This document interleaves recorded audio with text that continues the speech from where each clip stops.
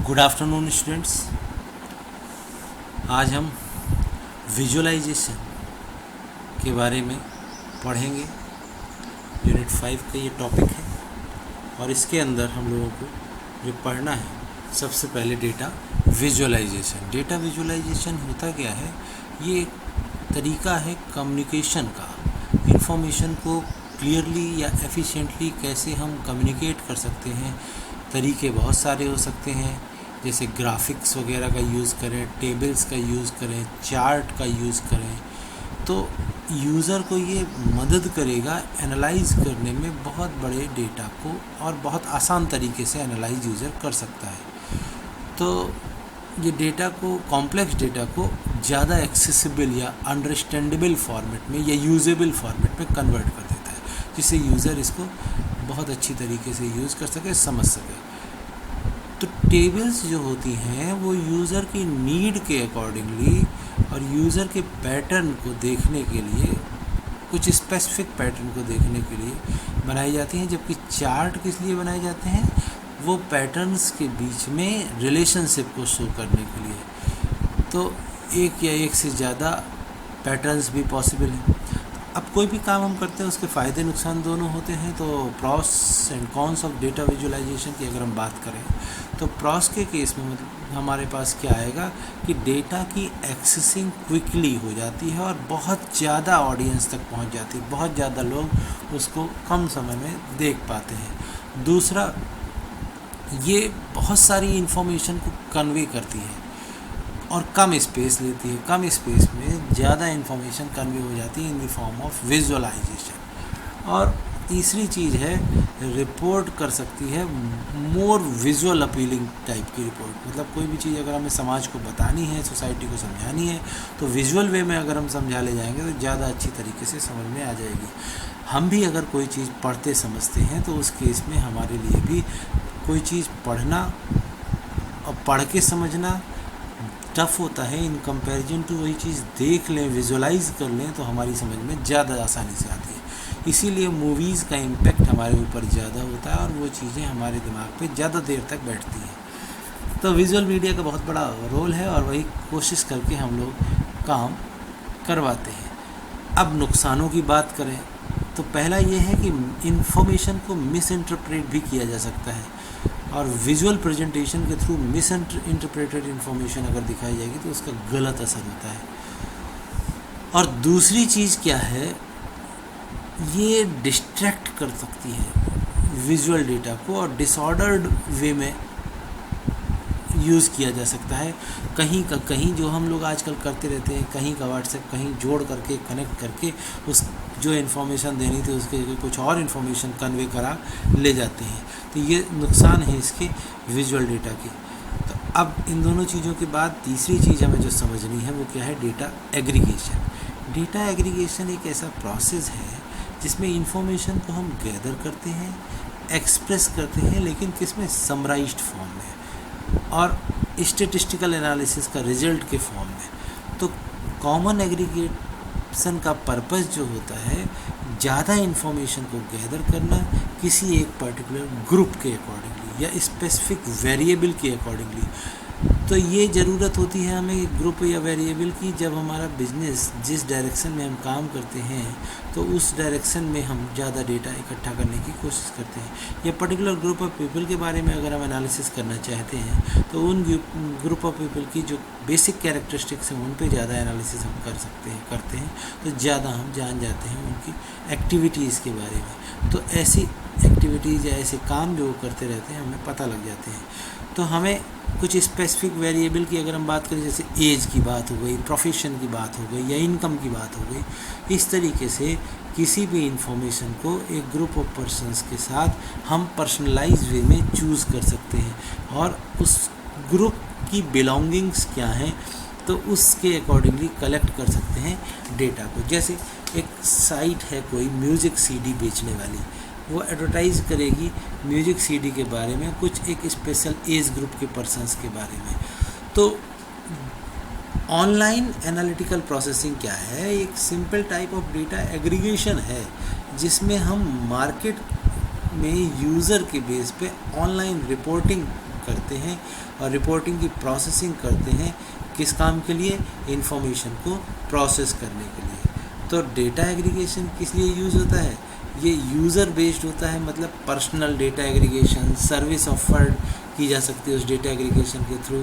Single point के accordingly कोई information collect करनी है तो उस पर हम डेटा एग्रीगेशन कर सकते हैं।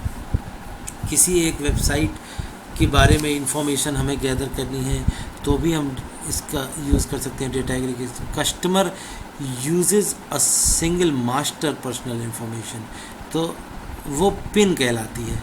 तो उसको एक्सेस देने के लिए वेरियस पॉइंट के अकॉर्डिंगली, जैसे फाइनेंशियल इंस्टीट्यूशंस या एयरलाइन या बुक या म्यूज़िक क्लब, कहाँ की से इंफॉर्मेशन वो ली जा सकती है, वो सारी की सारी इंफॉर्मेशन गैदर करते हैं और एक काम करते हैं कि इस तरीके के डेटा एग्रीगेशन को हम स्क्रीन स्क्रिप्टिंग के थ्रू इकट्ठा करते हैं। तो ये डेटा एग्रीगेशन की टेक्निक हमारी क्या कहलाती है? स्क्रीन स्क्रिप्टिंग टेक्निक कहलाती है। स्क्रीन स्क्रिप्टिंग टेक्निक में हम यूज़र के बारे में, यूज़र की डिटेल्स और विजुअल स्क्रीन के बारे में जितनी ज़्यादा इन्फॉर्मेशन कलेक्ट कर सकते हैं वो होती है स्क्रीन स्क्रिप्टिंग।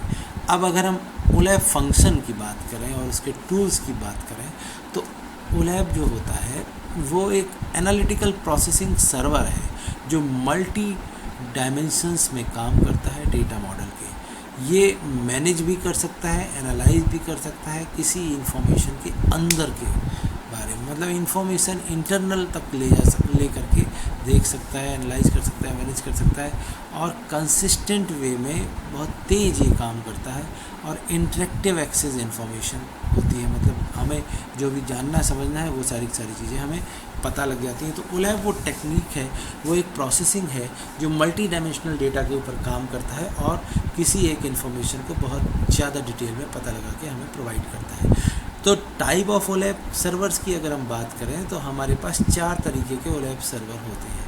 पहला है रिलेशनल ओलैप, दूसरा है मल्टी डायमेंशनल ओलैप, तीसरा है हाइब्रिड ओलैप, चौथा है स्पेशलाइज्ड एसक्यूएल सर्वर। तो रिलेशनल ओलैप मतलब ROLAP, मल्टी डायमेंशनल मतलब MOLAP और हाइब्रिड का मतलब HOLAP और स्पेशल एसक्यूएल सर्वर्स हो गए। तो इन चीज़ों को मिला करके अगर हम काम करते हैं तो पहले की अगर हम बात करें रिलेशनल ओलैप की, तो रिलेशनल ओलैप सर्वर क्या है? ये किस में कहाँ रखा जाता है? रिलेशनशिप मेंटेन करने के लिए बैकएंड सर्वर और क्लाइंट फ्रंट एंड टूल्स के बीच में। तो इनके बीच में एक रिलेशनशिप मेंटेन करता है किस काम के लिए? स्टोर या मैनेज करने के लिए वेयरहाउस के डेटा को। ROLAP जो होता है, रोलैप जिसको कहते हैं, यूज़र रिलेशनशिप्स के बारे में या एक्सटेंडेड रिलेशनशिप्स के बारे में DBMS के थ्रू बात करता है, कम्युनिकेट करता है। तो रोलैप के अंदर क्या क्या इंक्लूड हो सकता है? Implementation of aggregation, navigation, logic, ये सब चीज़ें। तो जो भी एग्रीगेशन फंक्शंस वगैरह लगाते हैं, इम्प्लीमेंट और फिर नेविगेशन का काम होता है कस्टमर के थ्रू, या लॉजिक्स वगैरह लगाएंगे। तो ऑप्टिमाइजेशन का काम भी इसमें होता है हर DBMS के बैकएंड के साथ। और तीसरा है एडिशनल टूल्स और सर्वर्स के साथ भी ये काम करता है। ये 3 चीज़ें हमारे साथ हैं जिनके ऊपर हम समझते हैं ROLAP। रिलेशनल ओलैप है तो रिलेशनशिप मेंटेन करेगा किसके बीच में? बैकएंड सर्वर के बीच में और कस्टमर के टूल्स के बीच में आपस में, जिससे इंफॉर्मेशन कम्युनिकेट हो सके और फिर सर्वर उसको प्रोसेस प्रॉपरली कर सके। सर्वर प्रोसेस प्रॉपरली करेगा तो क्लाइंट की इंफॉर्मेशन को ही करेगा। अब दूसरा होता है मल्टी डायमेंशनल ओलैप, जिसको MOLAP कहते हैं। ये array based multi dimensional storage engine है जो मल्टी डायमेंशनल व्यूज़ डेटा का गैदर करता है। अब मल्टी डायमेंशनल स्टोर में स्टोर करता है और यूटिलाइज करता है। लो यूटिलाइजेशन इसका कम हो सकता है, मतलब अगर डेटा सेट स्पार्स है तो इसका यूटिलाइजेशन कम होगा। स्पार्स की मैट्रिक्स हम सब जानते हैं जिसमें मोस्टली 0 होते हैं। तो इसलिए हम कह सकते हैं MOLAP जो होता है सर्वर 2 लेवल पे काम करता है, डेटा स्टोरेज को रिप्रेजेंट करने के लिए और दूसरा dense and sparse data set को हैंडल करने के लिए। तो ये 2 चीज़ें हमारी मल्टी डायमेंशनल हैं। क्या क्या डेटा स्टोरेज का रिप्रेजेंटेशन करना हो तो भी, और दूसरा डेंस और स्पार्स डेटा सेट को भी हैंडल करना हो तो भी। तीसरी कैटेगरी है हाइब्रिड ओलैप। अब हाइब्रिड ओलैप की बात करें हम तो ये दोनों का मिक्सचर होता है, किसका किसका, ROLAP और MOLAP का। ये हाईली स्केलेबल रोलैप और फास्ट कंप्यूटेशन ओलैप के बीच में काम करता है। HOLAP जो होता है सर्वर अलाउ करता है स्टोरेज लार्ज डेटा वॉल्यूम्स का, डिज़ायर्ड इन्फॉर्मेशन का, और एग्रीगेशंस जो होते हैं स्टोर होते हैं सेपरेटली ऑन मोलैप स्टोर पे। तो मल्टी डायमेंशनल ओलैप पे इसको स्टोर करते हैं और रिलेशनल डेटा को स्टोर करते हैं। ये दोनों चीज़ें मिल करके हमारी काम करती हैं, तब हमारा बनता है मोलैप, मतलब हाइब्रिड ओलैप। इस लेक्चर को यहीं रोकते हैं, इसके बाद का काम हम नेक्स्ट लेक्चर में करेंगे। Thank you.